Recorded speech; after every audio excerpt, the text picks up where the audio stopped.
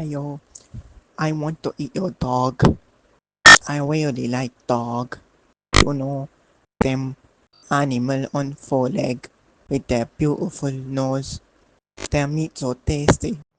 Guys, we got a fucking Chinese agent in the chat. 我请通常同情，想中红景，中中上街中街，红中同街中。Dong Feng Dong Sing Sa. My brother, what are you doing? Uh, Tell me what do you want for dinner? Zhong Zhang Zhang Ji. I know that it is from Beijing, Joe. Ah, Bean Chilling. 该苏州的杭州行走，下中心是上的北京，红青城光速生产穷这个，他说 I eat tomato.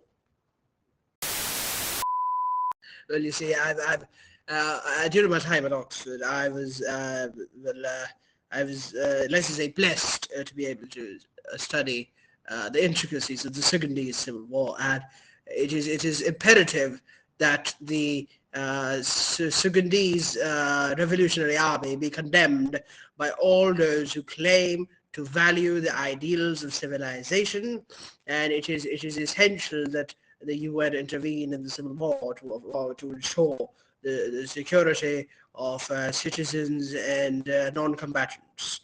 And it is unfortunate that a conflict like the Sudanese civil war is so under discussed in our discourse. Yes, you're quite right, sir.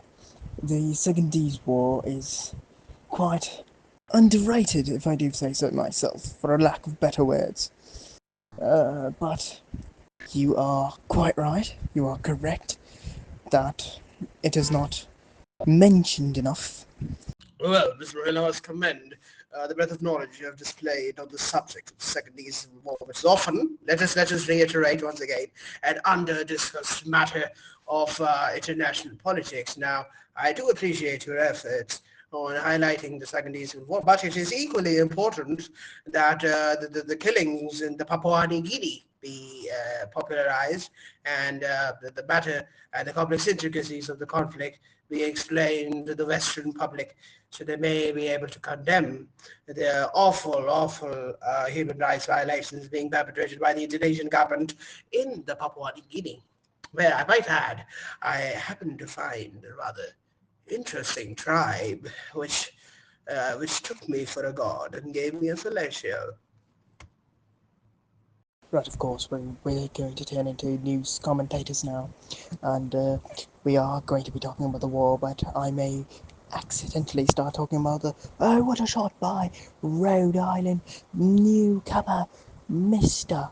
What a shot by him. Sorry, where was I? Yes, of course, we were talking about the uh, Papua New Guinea war, right? Yeah. As I heard that you've quite clearly mentioned that you got fellatio by this, I'm assuming women, but I may very well be wrong. Correct me if I'm wrong, of course. Would you be kind as to explaining in detail what was going through your head when you were getting fellatio by this said person, and what a shot by the other person? Goodbye, good night, and I'm your host, Mr. Dong Ding Dong. Well, you see, you've asked another violent question, and I'm more than interested to elaborate. Well, you see, when I was down in the jungles of Papua New Guinea, documenting the war crimes being perpetrated by the Indonesian military, it came to my knowledge that the jungles were also the home of thousands, not thousands, but rather hundreds of local tribes that had actually not been sort of interacting with outside civilization, if you may. And during one of these trips, I believe through the northern jungles, I happened to meet the Malawi tribe, which took me for a god once I turned my torch on. And according to their traditional customs, I, as a god, was entitled to a fellatio by their finest women. And I, of course, being the greedy little Oxford boy I am, took advantage of the situation and got a little bit of a, might I say this, got a little bit of advantage out of the situation. But let this not be a sort of distraction from the problem we are here to discuss. Ultimately, I'm here to condemn the serious human rights violations of the Indonesian government. And obviously, we must mention the role that the Australian defence industry has played in supplying the Indonesians with the most modern military equipment as to seek to massacre these innocent villagers and tribal folk in the jungles of Papua New Guinea. My friend, war is everlasting, but pleasure must be accepted at its earliest. And I must say, you accepting the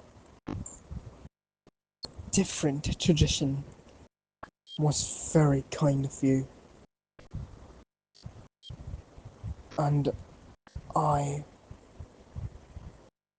admire your willingness to agree to such a uncanny tradition, if I do say so. But you should have never. I don't know if you did, but if I were you, I would have never left. I would have stayed there. Be, be as it may, I do not want to be a god, but I do want to be loved.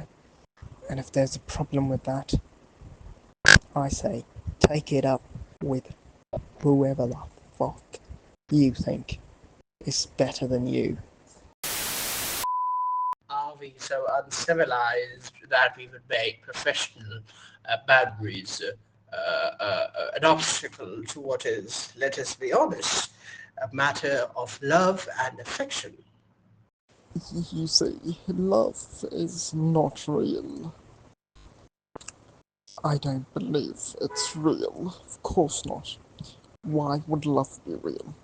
I think it's a mass conspiracy made by the government in order to seduce me and suppress my prowess, my intelligence, in order to dull my mind, if you will. I do like to write books about it at the behest of my utterly ridiculous assistant, who may or may not be 52 years younger than me. I'm 55. No, of course I'm not joking. Well, that is quite an interesting scenario, I must add. You've fallen in love with an assistant that happens to be 52 years old younger. Well, I guess I bid you farewell. I mean, what else am I expected to say at this blatant display of pedophilia, frankly? And but you know what? Actually, I won't judge you. I have somewhat of a confession to make myself. Um, my nephew is rather traumatized. Well, when he was 12, let's just say some interesting things might have happened on the family vacation to Paris. And do I feel regretful? No, I don't. He seemed to reciprocate my advances. But see, I'm not going to condemn myself, and I think your relationship with your younger assistant is perfectly fine. Just like me touching my 12-year-old nephew was fine. Of course, in line with civilized British values. Ah, yes, the tale as old as time itself. Excuse me for changing the way I talk, but I think it's better. It will connect with you deeper as I talk like this. Your nephew is rather a lucky child to have been blessed by the hands of yours, by the hands of a legend, a master in his craft. And what can I say?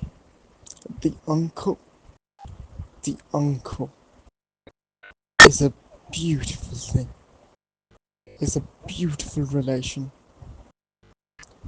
And I want you to know that your nephew loves you as much as you love him. And this occurred in the city of love of all places. You know what they say about Paris? Je l'enfonce ou la Paris. Et love une l'ortu. Which roughly translates to it is not France, it is not Paris, but rather a place of love. That is all I would like to say.